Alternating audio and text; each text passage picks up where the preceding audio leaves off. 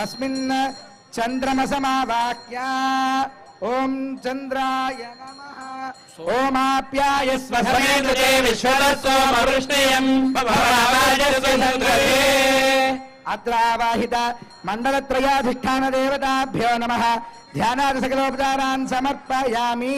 మండలారాధన అనేటువంటిది జరిగింది ఇక్కడ. ఈ మండలములలో 3 మండలాలు ఏర్పాటు చేశారు. ఇక్కడ మధ్యమ మండలంలో కలశాలు ఉన్నాయి. ఈ కలశాలకి కుడివైపున ఒక మండలం ఉన్నది. ఎడమ వైపున ఉండేటువంటి మండలంలో పాదుకాది కిరీటాంతంగా స్వామికి సమర్పించేటువంటి ఆయా ఆభరణములన్నీ కూడా ఉన్నాయి. ఇలాగ 3 మండలాలుగా దీన్ని విభజించారు. ఈ 3 మండలాల్లోనూ అటు కుడివైపు మండలంలో బ్రహ్మ విష్ణు మహేశ్వరులను ఆవాహనం చేశారు. సరస్వతీ సహితుడైనటువంటి బ్రహ్మదేవుడు, లక్ష్మీ సహితుడైనటువంటి మహావిష్ణువు, పార్వతీ సహితుడైనటువంటి పరమేశ్వరుడు, ఆ ముగ్గురు ఆవాహన జరిగిన తర్వాత ఆ చుట్టూతా కూడా ఉండేటువంటి దాంట్లో ప్రధానంగా రాముని పట్టాభిషేకానికి సంబంధించినటువంటి వారిని ఆవాహనం చేశారు.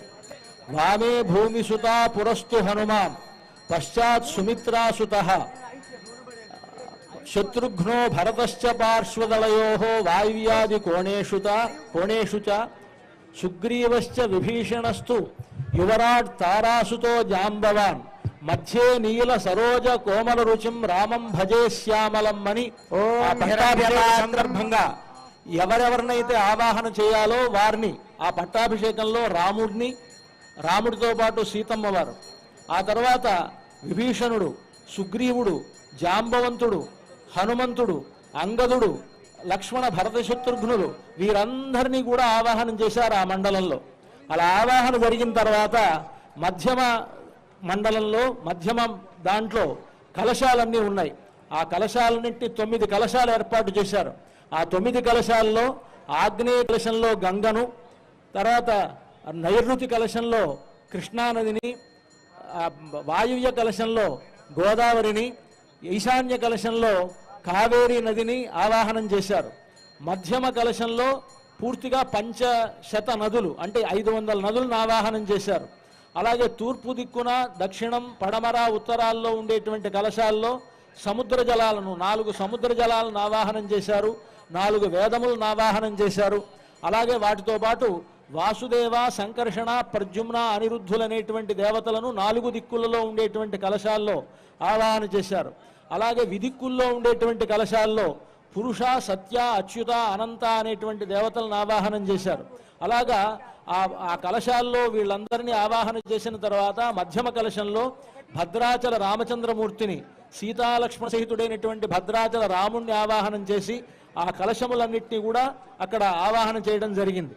ఆ తర్వాత ఎడమవైపున ఉండేటువంటి మండలంలో అష్టదిక్పాలకుల్ని ఆవాహనం చేశారు. ఇంద్రుడు, అగ్నిదేవుడు మొదలైనటువంటి అష్టదిక్పాలకులను ఆవాహన జరిపిన తర్వాత ఆ పాదుకలు స్వామికి సమర్పిస్తారు. ఆ పాదుకలలో ఆదిశేషుడిని ఆవాహనం చేశారు. మధ్యలో ఉండేటువంటి సమ్రాట్ కిరీటం అని పేరు. ఆ సమ్రాట్ కిరీటములో శ్రీమన్నారాయణుణ్ణి ఆవాహనం చేశారు. రాజదండం ఉన్నది. ఆ రాజదండంలో విశ్వక్సేనుణ్ణి ఆవాహనం చేశారు. రాజముద్రికలో లక్ష్మీదేవిని ఆవాహనం చేశారు. ఆ తర్వాత చామరములలో గరుత్మంతుడిని ఆవాహనం చేశారు. ఖడ్గంలో సుదర్శనమూర్తిని ఆవాహనం చేశారు. ఈ ఛత్రంలో ఆదిశేషుడిని ఆవాహనం చేశారు. అలాగే ముత్యాల దండలో చంద్రుణ్ణి ఆవాహనం చేశారు. ఇలాగా పాదుకాది కిరీటాంతంగా ఉండేటువంటి ఆయా ఆభరణములలో ఏ దేవతలైతే ఉండాలో ఆయా దేవతలందరినీ కూడా ఆవాహనం చేయడం జరిగింది. ఇలాగా మండల పూజ అనేటువంటిది జరిగిందనమాట.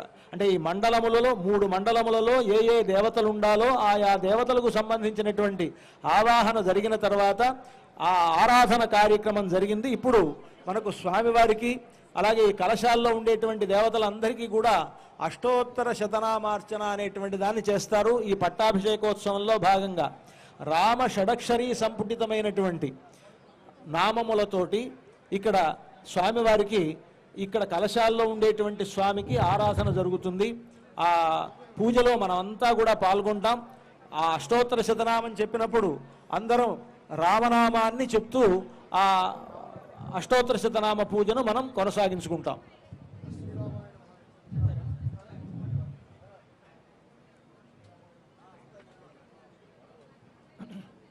శ్రీరఘువంశతోయధికి సీతమయూఘుడ